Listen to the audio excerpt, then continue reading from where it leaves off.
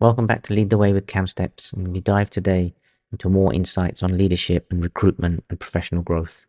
I'm Sami Lai, and today we're looking at the topic of ghosting candidates.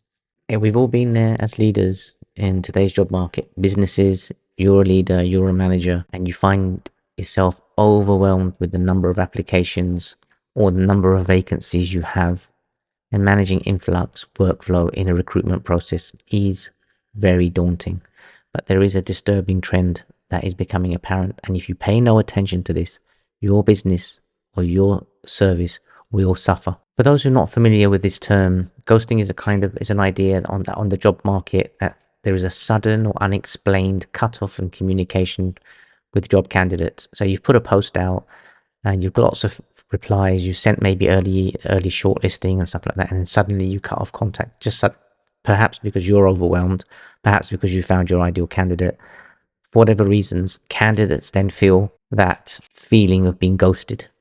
It's as if that the hiring process just vanishes into thin air, leaving candidates in the dark. Today we're going to explore 5 reasons to really think about why you should not be ghosting candidates and why it's crucial for businesses to rethink this practice. So number one, we're going to talk about damage to your brand reputation. Whether you're a big organization or a small startup, the reality is candidates talk to each other through social media or in review sites like Glassdoor or Indeed or whatever it is, and just word of mouth. If they said, "Hey, I wouldn't apply there because when I applied, they didn't really feed back to me. They may shortlisted me," and a conversation starts to emerge like that, and then people become hesitant about your company or your service. And when they share these ghosting stories, it can quickly turn into a rumor mill that can build many fallacies or fantasies on top of that.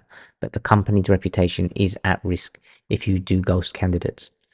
And it's not just potential employees who might steer clear, then clients might see these as they're looking at the review sites, partners, business partners, stakeholders, and even if you're in the arena of a startup and building businesses, investors will think twice about your company values and your company mission and how you treat your staff, because how you treat your staff is how your staff will treat your service users, okay, your customers. So make sure that you do not damage your brand reputation through ghosting. Number two is we need to consider how many times you miss talent opportunities during that. Best candidates are always likely to be interviewing with multiple companies, just like you shortlisted them.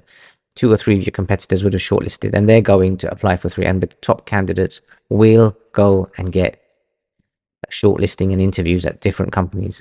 And if they feel undervalued or ignored or you're slow to respond, they'll move on really fast. Ghosting can mean losing out on that top talent. Ghosting can be a risk of that perfect fit not joining your company. In a competitive market, can you really let that happen? That's the question you need to ask. How many times have you missed talent and opportunity? Another critical aspect, which is number 3, is again linked to that, is the erosion of trust in your company. The hiring process sets a tone for the entire employment relationship. So if you've started to ghost 1 or 2 candidates and someone has joined you and then they've spoken to peers and then they said, well, and then suddenly you might have or at risk of a lack of transparency or reliability.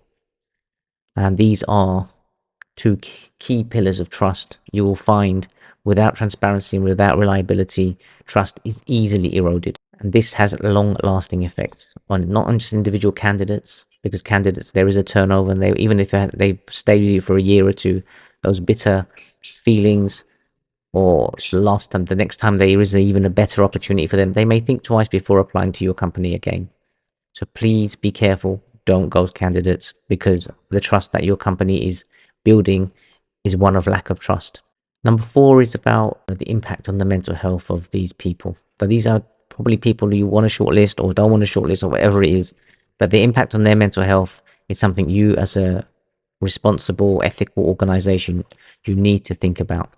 Job searching is already really stressful. People who look for jobs and they're filled with anticipation or uncertainty, visioning or lack of vision, filling forms, and these kind of things. It's very, very, very intimidating and uncertain for candidates, and that can be exhausting. Now, if you add on top of that they think that they may hear back from you. You said you're going to contact them by a certain date, and then you ghost them, and that can just like amplify any anxiety that they have, and then they lead to a cycle of feelings and thoughts and then behaviors around self-doubt and frustration.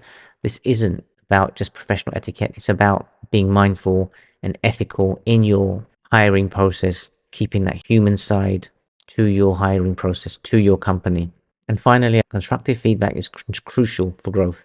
Ghosting candidates, businesses miss this opportunity. You ghost, they will not feed back to you, and then you don't know why you can't tell them how to improve. You haven't told them what you're looking for, so that their application processes doesn't waste your time in the future. So they need to know how to apply. So you should actually just have the courtesy of replying and saying that this is not the right opportunity for you. Maybe consider this next time, or what we didn't see in your application is X, Y, and Z.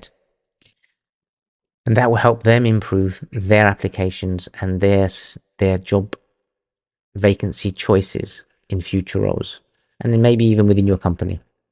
It's a missed chance to build a relationship and foster goodwill.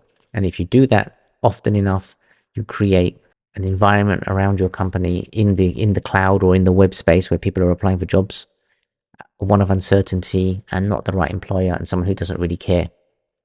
And those are my 5 points. So the takeaway message: the job market is very competitive. Respect, communication should be at the forefront of your recruitment, and plan, attitude, and strategy. Ghosting isn't just like unprofessional, it's detrimental to your brand, your talent pool, and trust of your company. So Lead the Way says, we must commit to treating all candidates with dignity that they deserve. And after all, how we handle rejection is just as important as how we celebrate our new hires. Because those people may come back and they may have faster growth spurts outside of your organization in their next job, and then they will not come back to your organization. It's important that you don't ghost your candidates so that they have an opportunity to give to your company in the future. So thank you for listening, watching this episode of Lead the Way with CAMHSsteps. If you found it helpful, subscribe, follow for the podcast for more episodes, and where we can explore more topics and ideas around leadership and professional growth. And remember, how you treat people today shapes the future of your organization tomorrow. And until next time, take care and lead the way.